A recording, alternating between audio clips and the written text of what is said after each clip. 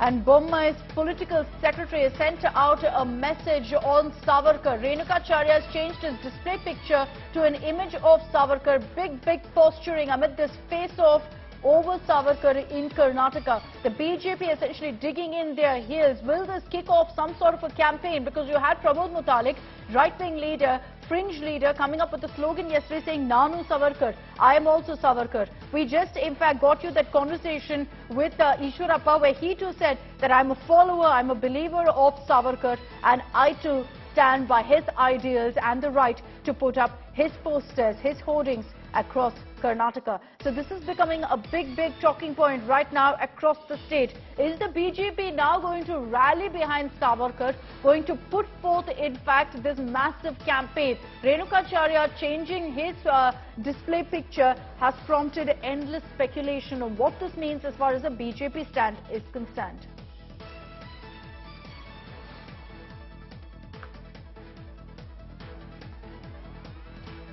This is the Chief Minister's political secretary who is sending out a resounding message on the issue of Savarkar. So you can see that politically this is becoming more and more heated up. Even as the Congress has opposed these hoardings featuring Savarkar, the BJP seems to be ready to up the ante here. You had Ishwarappa also speaking to us here on India Today, saying very clearly that Savarkar is someone he believes in and believes that it's perfectly fine to put up his hoardings.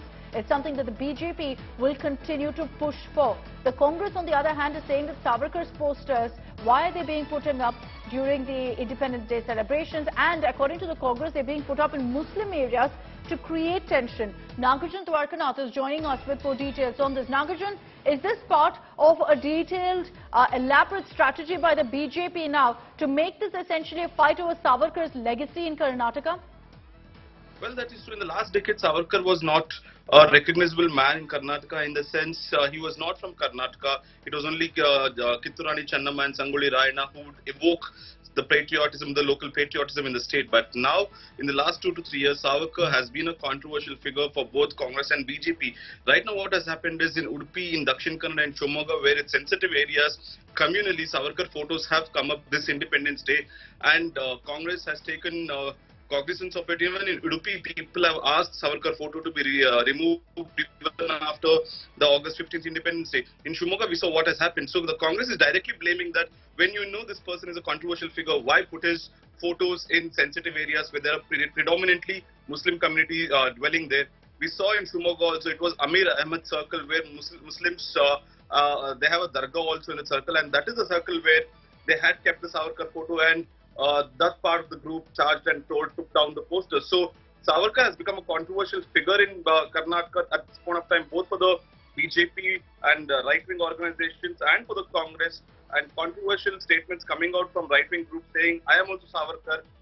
Minority people have to realize today that Savarkar cannot be ignored.